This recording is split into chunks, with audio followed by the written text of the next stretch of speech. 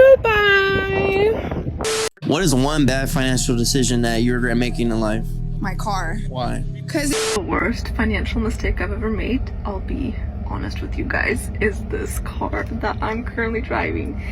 Not only do I pay $900 a month, but my insurance used to be $360. The reason why I'm sharing this information with you guys, because I don't want you guys to be like 17 thinking about getting your dream car. If you don't have the money for it, don't get it. I make well enough to afford my truck. I have a 2022 Ram Limited. This thing's sweet, right? It's literally whatever, top of the line, whatever. I don't really like it. So I bought my car. Woohoo! Yay! I didn't even get to really like enjoy it because the financing and like all of the contracting part, they fucked me so hard. Let's go return my car. I've had this car for 10 days. He's only had the car 2.5 years. His payoff on it was $70,000. He had $35,000 of negative equity. I am having big regrets right now. I seriously wish I never bought a brand new truck last year. I wish I never did. What is one bad financial decision that you regret making in life?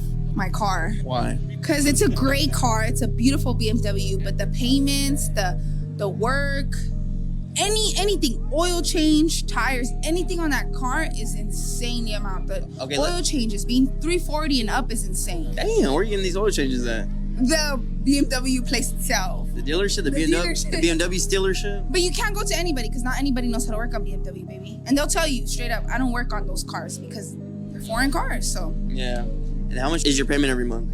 I put a big down payment, so only $411. $411. But a 10 down payment. And then how much with insurance? We don't talk about that. It's bad. Well, you know, any car, they automatically boost it up because you're young and insurance and it's a sport car. You're paying like $400 for insurance? We don't talk about that, babe. around there. We'll see. Around there?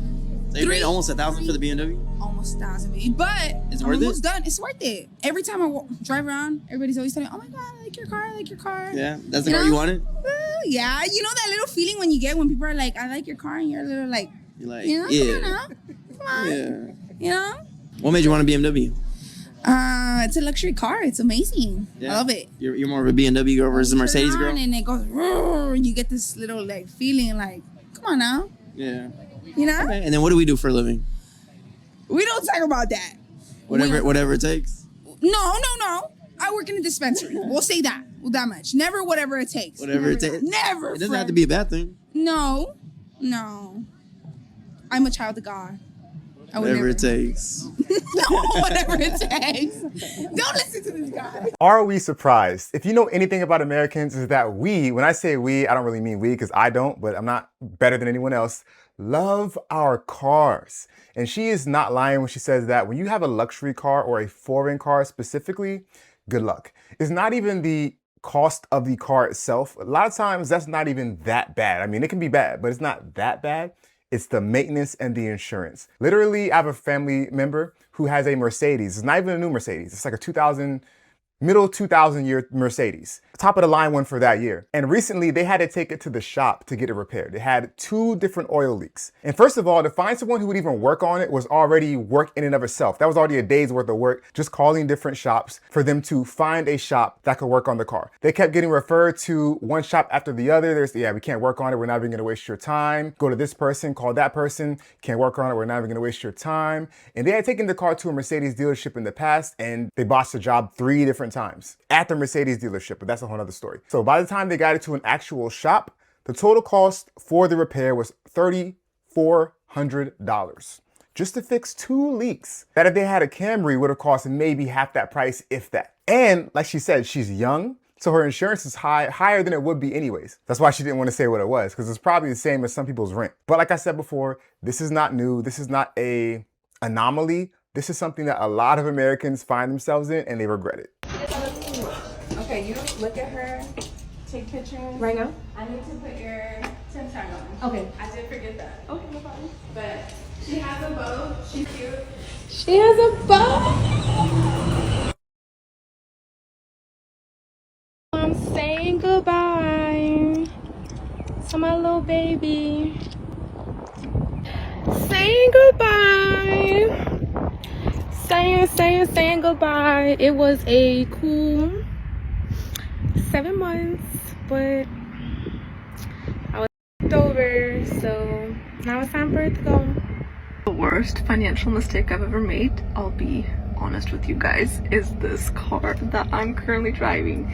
And it's not the car itself, like I literally love this car. I can't imagine myself driving anything else. It's the fact that I have car payments, which is so stupid. It literally makes me sick thinking about it. I wish we would have just waited like a year and maybe saved up like $20,000 in cash and bought a used car, because purchasing a brand new car was so dumb. Not only did it lose value like the second we drove it off the lot, but now we're paying interest payments on top of that. And this car is already 2 years old. Like, it was only brand new for like 5 minutes, so might as well have bought a used car. But at least I learned that lesson in my early 20s so that I never do that again in my life. So my whole entire life I always bought cars that were salvage, right? And I never had a car payment ever. Except for this year I got in a car accident and I was like, oh, let me go get a new car. So I decided to get the Lexus IS 350F Sport. And I was like, yeah, I could pay for it, why not? Lo and behold, the payments are $800 and something, so I just rounded up and I pay $900 a month. Not only do I pay $900 a month, but my insurance used to be $360. And so I hit up State Farm and I was like, hey man, it's a little high, you know what I'm saying? Luckily we did a little family package and I'm only paying $240 for insurance. So yeah, if you're thinking about getting a nice car, make sure you can afford it. And trust me, you're gonna miss driving around in that 1996 Camry, because I sure as hell do. The reason why I'm sharing this information with you guys, because I don't want you guys to be like 17 thinking about getting your dream car. If you don't have the money for it, don't get it. You know what I'm saying? And to be honest with you, I just want to document my journey, how I'm going to get rid of it, right? So basically, boom, I financed this car. The vehicle in total was $39,000, right? But I was upside down $10,000, basically like $10,000. I traded my old Kia, and I didn't know, the dealership didn't tell me that the Kia's been in a lot of accidents. It hit a motorcycle, it hit a person. Like, they didn't tell me none of this shit when I got the Kia. I'm thinking like nothing's wrong with the Kia. It hasn't been in no car crashes. I asked him, he said no. So I'm thinking everything's okay, which was cap. Everything was not okay. But it is what it is. I financed it for 14. What is it called? It's called APR, something like that, 14%. I financed that for that, and my loan was $46,000, right, y'all? Almost 2 years later, I still have $40,000 on the car. So basically, I've been paying for what? I want to tell you guys, but I don't want to show you guys my VIN number. But like, deadass, y'all, like, this shit is crazy, y'all. It's crazy. Like, how do I show you guys without telling you guys too much? Look. It's crazy. And it's like, this is just like, you know, me struggling right now. My mom doesn't know I'm struggling. My mom is struggling too. And it's just like, it's hard because like, I've been making the ends meet with DoorDash. If it wasn't for DoorDash, I wouldn't even be able to eat. I make well enough to afford my truck. I have a 2022 Ram Limited. This thing's sweet, right? It's literally whatever, top of the line, whatever. I don't really like it. Like, I have a 2000 GMC Sonoma back here. I don't know if you can see it, but I love driving that thing. 4-wheel drive, V6, manual. It doesn't have heated seats, doesn't have a heated steering wheel like this thing does. And it doesn't have 4 doors. But I don't really think that this truck is worth 10 times the amount as my other truck. My wife has a Tacoma up there. That thing's sweet, but I don't think that thing's worth 8 times the amount as my Sonoma. I think I kind of regret buying a brand new truck at this point because it doesn't really make me any happier. You know, I thought it would, but we live, we learn, I guess. I owned this car for literally 1 day. Okay, you guys, the past 2 days of my life have been so insanely stressful, and let me tell you why. So I bought my car. Woohoo! Yay! I didn't even get to really like enjoy it because the financing and like all of the contracting part, they fucked me so hard. They messed me up so hard. I didn't realize how bad the refinancing contract was. Blase, blase, blase. I didn't realize any of these things until, of course, I call my father and I tell him like I'm all excited. I'm like, oh, they did this and this, and my dad's like, what? Basically, they signed me up for gap insurance. Didn't need it. Honestly, guys, I can go back and forth about how the contract was, but luckily there's a 2-day canceling like contract fee. So instead of buying this car, that I was so excited to do. I am no longer buying this car, and I'm here at Mercedes-Benz right now, and I'm dropping it off. I owned this car for literally 1 day. I'm just gonna trade it in, forget the contract, whatever. Long story short, I feel like I really tried to do what was best financially. I was like, okay, I'm gonna buy this car for the low, and then I'm gonna sell it and I'm gonna flip it, whatever. It was not that simple, and it was never that simple. And I'm just a girl. Walking away from the situation, I can say that I learned a lot and what not to do moving forward. So I am blessed and grateful for that. But I'm really not liking Mercedes-Benz right now, or like the people at this exact location, because of how they went about things. They literally played me. Let's go return my car. I've had this car for 10 days, and if you get a car with CarMax, you have 10 days to choose if it's the right car for you. It's probably the right car for me, but having a car note makes my heart sink to my ass.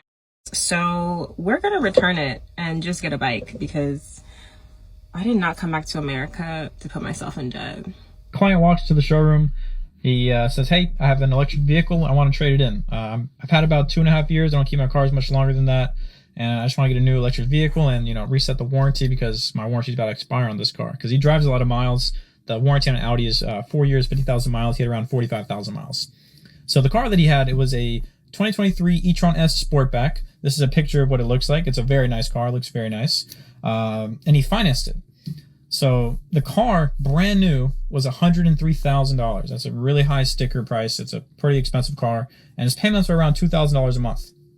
So we assessed the vehicle in its current condition and miles. We appraised it at $35,000. He's only had the car 2.5 years. His payoff on it was $70,000. He had $35,000 of negative equity. That's a lot of negative equity. Usually $5,000, $10,000 is a lot, but $35,000 is an insane amount. At the time, we had really good, incentives and lease programs on the Audi Q6, which is what he was interested in. So we worked up a deal for him, and we got it all done. But his new lease payment was $2,500 a month, and it's for a lease, not a finance. But the good news is, after he finishes the lease, he's not going to have any more negative equity. But $35,000 is a lot of money, and on the lease, his payment went up, $1,500 just because of the negative equity. I mean, it's a ton of more like $1,300, somewhere around there, but still, it's a lot of money. Anyways, that's why you never finance an electric vehicle. Never ever finance it. You want a lease only, so you don't get stuck in that situation. The only situation I would consider purchasing an electric vehicle is if it's already significantly depreciated and it's a really good price. That's the only way I would consider it. First of all, he said the only time he would recommend financing a vehicle is when it's already significantly depreciated. I would argue that the only time you should finance a vehicle is when it's significantly depreciated, unless you're just balling. Because as we've all heard, I'm not saying anything new here. As soon as you drive off the lot, boom, depreciates by what? 10, 20, 30%? It's something crazy. Think about that. This thing you just bought was worth $103,000 on paper when you walked into that dealership. Just think about that. And when you drive off the dealership, you go over that curve, that little bump, you go over that curve, and now your asset you just purchased is worth $80,000, maybe $75,000. So if you were to spin the block and drive it back to the dealership to drop it off, you would already be negative equity by $25,000, depending on how you finance it, obviously, the whole details. How crazy is that? Absolutely crazy. Negative $70,000 equity.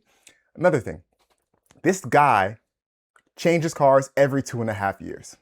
Again, I'm all for enjoying life, having experiences, living it up, buying what you like, but only if you can afford it. Think about what that money could have been doing if you put it to work. All this money he's wasting, let's be honest, wasting every time he trades in his car, has negative equity, pays $2,000 a month for the finance car, now $2.5K a month, $2,500 a month for the lease payment. I bet you a lot of you guys who are watching this right now, your rent is either that or less. It's probably between $2,000 to $2,500 a month. He's paying that for his lease. Now, again, I don't know what he does for a living. I don't know how much he makes. Maybe he can afford it. Maybe he can buy it 3 times like Jay-Z said, but I mean, let's get serious. That's crazy. I don't know about you all, but personally speaking, I'm not a car guy, so that might weigh into this a bit. I might be a little bit biased because some people are car people and they really like that vroom, vroom, like that one woman was saying. I get all that, and they love to trick out their cars and get it kitted out and fitted with different accessories and whatnot. I understand all that. I'm more of a watch guy, not really a car guy. That said, is it just me, or does it make more sense to buy a nice certified pre-owned car, whether it's a regular base model Toyota, Camry, or Honda, or it's an Audi or a Range Rover or whatever, certified pre-owned, already depreciated, maybe a couple years older than the brand new year, although I know lately it's kind of, debatable. What's wrong with that? I don't understand the problem with that. It's like, why do you go and buy brand new and put yourself in a hole, a literal hole, negative $70,000, he said. Is that just me? Am I let me know in the comment section. Am I tripping? Do y'all agree with that? Like, am I missing something? I want some more perspective on this situation. I am having big regrets right now. I seriously wish I never bought a brand new truck last year. I wish I never did. The warranties that they offer is a scam.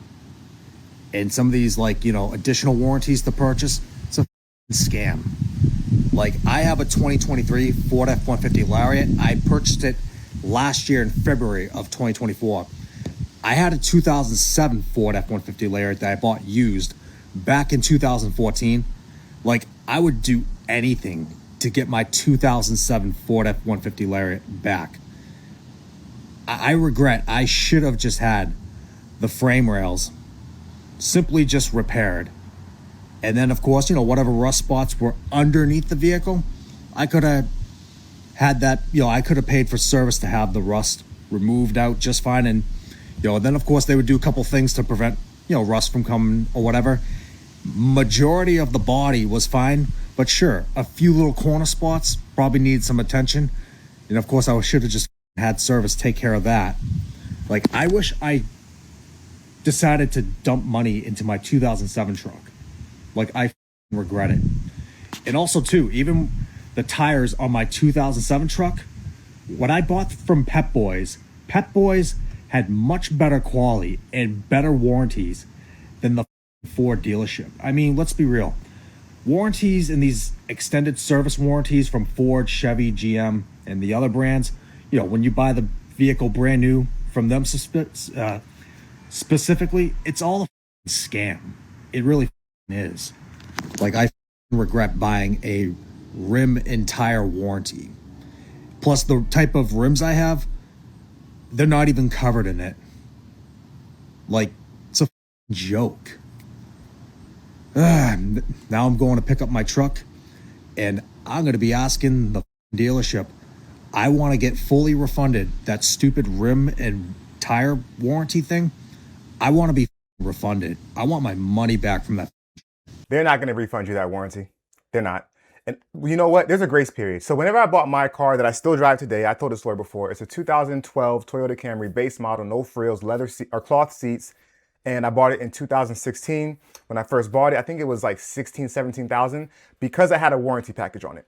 And something didn't feel right in my gut. I was like, do I really need this? So I took it home. I read all the fine print. I was like, you know what? I'm not keeping this crap. Next day I called them, said, listen, drop this warranty. And I had a grace period of a few days to drop it. So I dropped it. And it took my overall cost from, I think, around 16 and a half to maybe 12 and a half or 13, 14 and a half, something like that. It was like $2,500 for a warranty. I forget the details of it, but I already knew it was BS. And I would never have, looking back, I would never have used it. Never have used it. I would have paid extra for no reason at all. It's hogwash. And like he mentioned, the new car he got, which I already forgot what he said it was, he wishes he had his old car. And there's two things to that I want to talk about. One is a lot of these older build things, whether it's houses, cars, what have you, a lot of times the bones, the structure, the components, they seem like they're better and they last longer than these newer cars. The newer ones have better features, obviously. But as far as longevity, I'd probably choose an older car or an older house over a new one. Two is that he was talking about repairing his old one. He wished he would have done that. And to me, a lot of times I'm going to do everything I can to repair my current vehicle before I get a new one. That's just me. Even if it costs me a few $1,000s, I'm like, if I pay a few $1,000s and it gets me another 2 years of this car, another 1 year of this car, I'm going to do it. And you have to find that place to where it makes sense to where, okay, this car is becoming a money pit versus I kind of just want something new and fancy and comfortable. So I'm gonna go ahead and convince myself that it's better to buy new than to fix the old, when most of the time, in most circumstances, or a lot of circumstances, let's say, it probably makes sense just to fix the old. That being said, guys, thanks for sticking around this fun video. I really appreciate it. Again, it's not a surprise to me. Is it a surprise to you that people are regretting their car purchases? Let's be honest, it's one of the #1 places that most Americans waste their money. We know this already. So surprise, surprise, not really. That being said, guys, thanks for sticking around to my video. I appreciate it. Feel free to like and to subscribe. And until next time, as always, make smart financial decisions.